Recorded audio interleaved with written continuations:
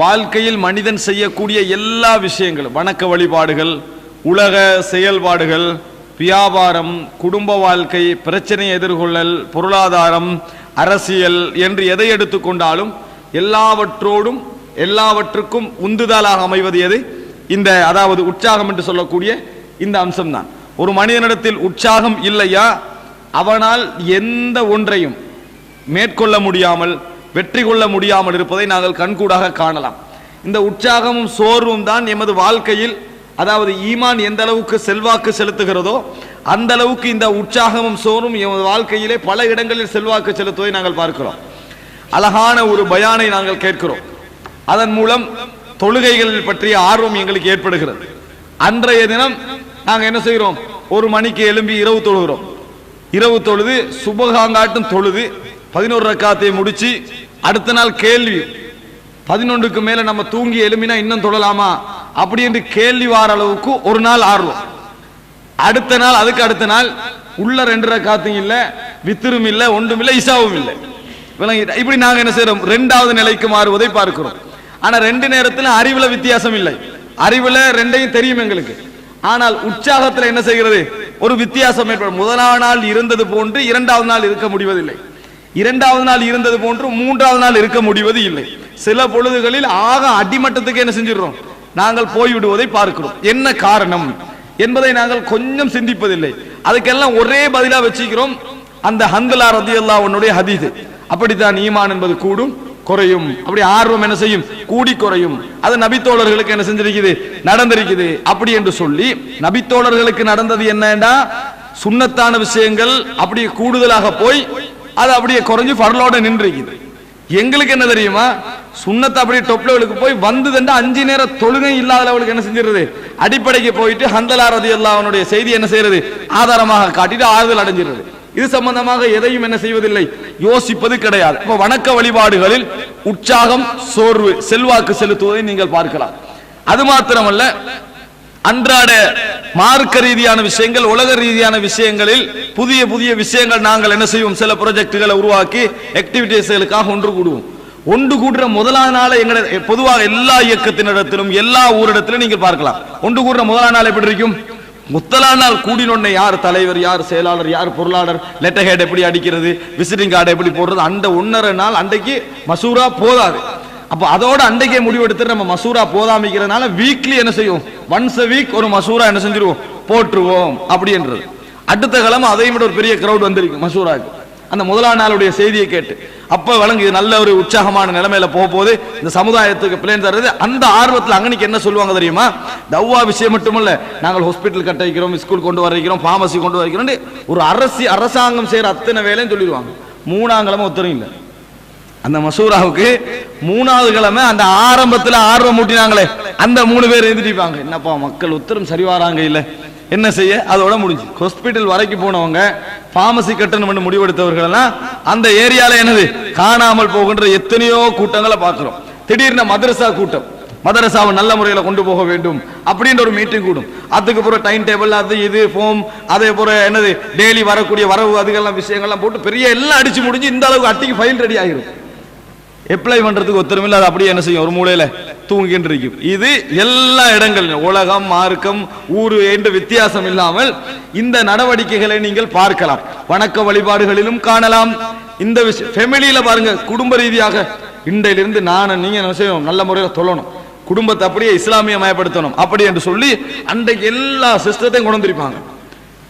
உள்ள ஏதோ ஒரு ஃபித்னா காரணமா இருக்கும், ஏதாவது ஒரு பிரச்சனை காரணமாக இருக்கும். அன்றைக்கு எல்லாரும் இந்த ஃபேமிலி பிள்ளையும் போட்டு பிள்ளைக்கு தான் சட்டம், வீட்டுக்கு தான் சட்டம், இப்படித்தான் சமைக்கிறது, இப்படித்தான் சாப்பிடுறது, இப்படித்தான் தொழுகிறது என்று ஒரே நாள்ல 9 வருஷத்தை மாத்துறதுக்கான டோட்டல் பிளேனையும் போட்டு முழுசா செஞ்சிருது. அடுத்த நாளே அதுல ஒரு சின்ன பிழை விட்டாலும், நேத்து தான் முடிவெடுத்தது, இன்றைக்கே இப்படி விடக்கூடாது, ஃபுல் அக்யூரேட்டா என்ன செய்யணும்? சரியாக இருக்கணும் என்று சொல்லி 2 நாள் அந்த குடும்பம் ஓடும். அதே மாதிரி 3ஆம் நாள் பழைய நிலைமையை விட மோசமான நிலைமைக்கு என்ன செஞ்சிடும்? பேத்துரும். ஏன்? இந்த புதிய திட்டத்துல நம்பிக்கை இழந்து போய் பழசிலே ஆக உச்சகட்டத்துக்கு எங்க போகலுமோ அங்க போகக்கூடிய குடும்ப திட்டங்களை எல்லாம் என்ன செய்யறோம்? பார்க்கிறோம். குடும்பத்தை சிஸ்டமா கொண்டு வர ட்ரை பண்ணி, அப்ப நிறைய பேரை நீங்க சந்திச்சு பேசி பார்த்தீங்கன்னா என்ன சொல்லுவாங்க தெரியுமா? நாங்கள் போட்ட எல்லா திட்டங்களும் தோல்வி. நிறைய பேர் 100க்கு நான் பேசுகின்ற நேரத்திலே உள்ளத்துல நிறைய பேர் என்ன ஃபீல் பண்ணுவாங்க தெரியுமா? சரிதானே, இதுல எதுலதான் நாங்க என்ன செஞ்சுக்கிறோம், வெற்றி பெற்றிருக்கிறோம் என்று ஃபீல் பண்ணுகின்ற அமைப்பில் எல்லா விடயங்களிலும் இந்த நிலைமை இருப்பதை பார்க்கிறோம். பாடசாலையில் உள்ள மாணவர்களை பாருங்க பாவம். அதாவது இதுல தபீஅத்தை, இயற்கையை, நேச்சுரலிட்டியை விளங்காம, அந்த நேச்சரை விளங்காம நடந்து கொள்கின்ற முறையால தான் இது நடக்குது, வேற ஒண்ணும் இல்லை. அல்லாஹ் அப்படித்தான் மனிதனை வைத்திருக்கிறான். அது எப்படி மெயின்டைன் பண்ணிக்கணும் தெரியாததுனால அப்படி நடக்குது. பாடசாலையில் என்ன செய்வாங்க தெரியுமா? எக்ஸாம் வருகின்ற நேரத்தில் மாணவர்கள் விழுந்து அடிச்சு படிப்பாங்க.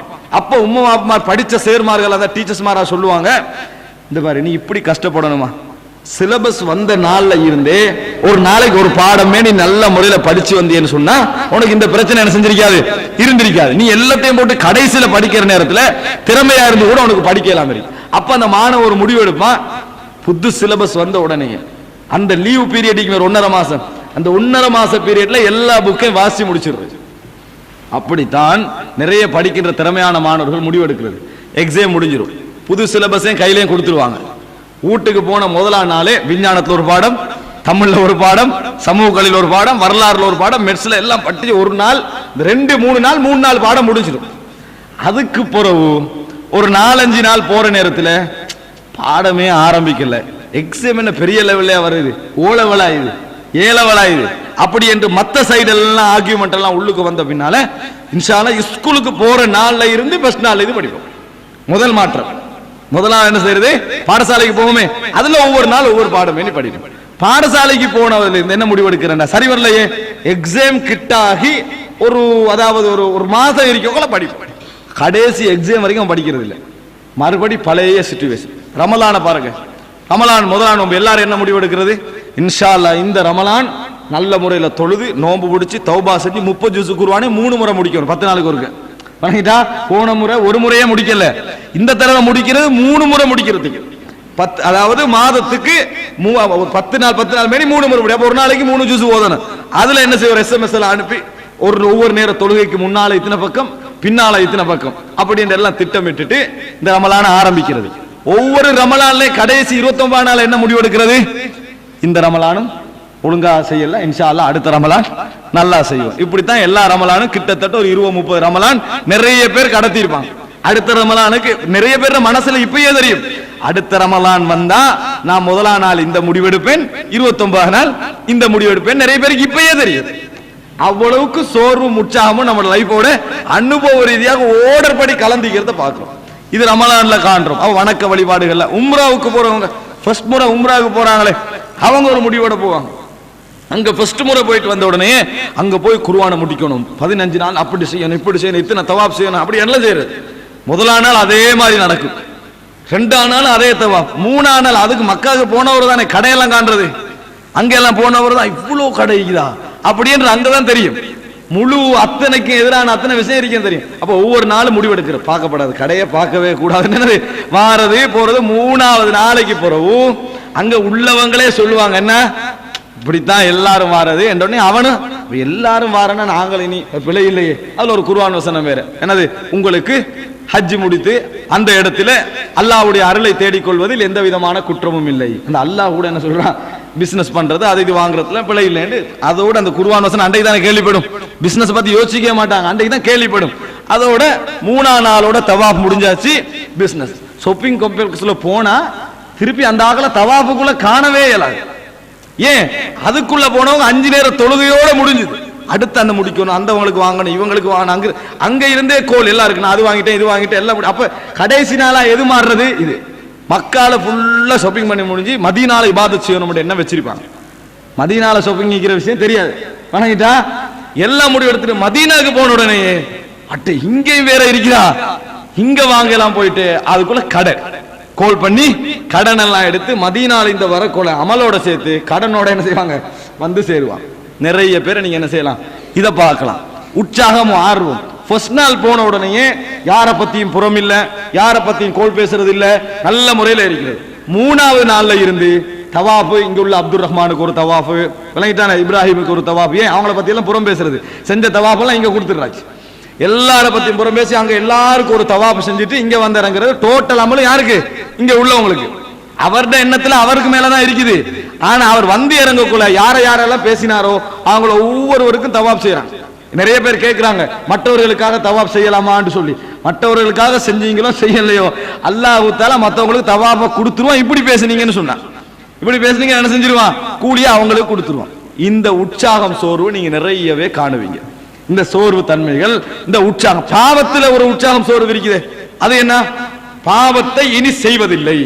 வீட்டில் எவ்வளவு சீடி சேர்த்து வச்சிருந்தாரோ எல்லாம் உடைச்சிருது, எல்லாம் கெசட்டை சேர்த்து எல்லாம் உடைச்சிருது. சிலர் என்ன செய்யறேன்னா அப்படியே டிவிய பாக்ஸ்ல போட்டு அல்மாரிக்கு மேல எடுத்து வச்சாச்சு. அதுவும் குறிப்பா ரமலான் டைம்ல காட்டுவாங்க, பாருங்க நாங்க இன்ஷா அல்லாஹ் இந்த ரமலானோட முடிஞ்சாச்சு, ஆளை அனுப்பிட்டாச்சு மேலுக்கு அப்படின்னு ஒசை காட்டுவாங்க. அதுலயே விளங்குது, அந்த அல்மாரிக்கு மேல வச்சிக்கிறதுலயே விளங்குது. ஒரு நாள் அவர் என்ன செய்வாரு, கீழே இறங்குவாரு. ரமலான் முடிஞ்சு ஒரு 6 நோம்பெல்லாம் போயிடும். போனவரை பார்த்தா பழைய காலத்தை விட மோசமான நிலைமையில் என்ன செய்யும், அத்தனை டெவலப்பா இருந்துட்டு. பாவத்தை விடுறன்னு முடிவு எடுக்கிறவன் ஒரு நாள் 2 நாள் முடிவு எடுத்திருப்பான். 3ஆம் நாள் சினிமா ஹாலுக்கு பக்கத்தால போவான். படம் ஒன்று புதிய புதுசா வந்து ரிலீஸ் ஆகின ஒரு படம் ஒன்று இருக்குன்னு வைங்களேன், கண்டோனே மனசு சொல்லும் இதை மட்டும் கடைசியா என்ன செஞ்சிருவோம் பார்த்து, இதோட முடிஞ்சு இன்ஷா அல்லாஹ், இதுக்கு பிறகு எதுவுமே இல்லை. ஒரே பொருள், குறிப்பாக இளைஞர்கள் இந்த பாடல் கேட்கிறவங்க படம், இப்படி இந்த சமுதாயத்தில் சோர்வு உற்சாகத்துக்கெல்லாம் பின்னணியில் இதார். இது மட்டுமல்ல, அமானிதங்கள், வாக்கு மீறல்கள், இது போன்ற விஷயங்கள் எல்லாம் நடப்பதற்கும் சோர்வு உற்சாகம் ஒரு காரணம். வெறும் பொருளாதாரம் மட்டுமல்ல, ஒருவனுக்கு பொருளாதாரம் இல்லாம இருக்கும், பணம் இல்லாம இருக்கும், அதுவும் ஒரு காரணம் வாக்கு மீறலுக்கு. அதே நேரம் இன்னொரு காரணம் இருக்கு, உற்சாகம் சோர்வு இதுக்கு பின்னால இருக்கு.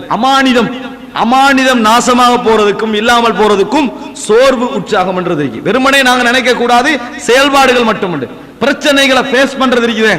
உற்சாகமா உள்ளவன் தான் பிரச்சனையை ஃபேஸ் பண்ணுவான். உற்சாகமா உள்ளவன் ஒரு 1000 பிரச்சனையை ஃபேஸ் பண்ணுவான். உற்சாகம் இல்லாதவன் 2 பிரச்சனையில டென்ஷன் ஆகிடுவான். உற்சாகம் இல்லாதவன் 2 பிரச்சனையில என்ன செஞ்சிருவான், டென்ஷன் ஆகிடுவான். அப்ப இந்த உற்சாகம் சோர்வு எவ்வளவு முக்கியமா நினைச்சு பாருங்க.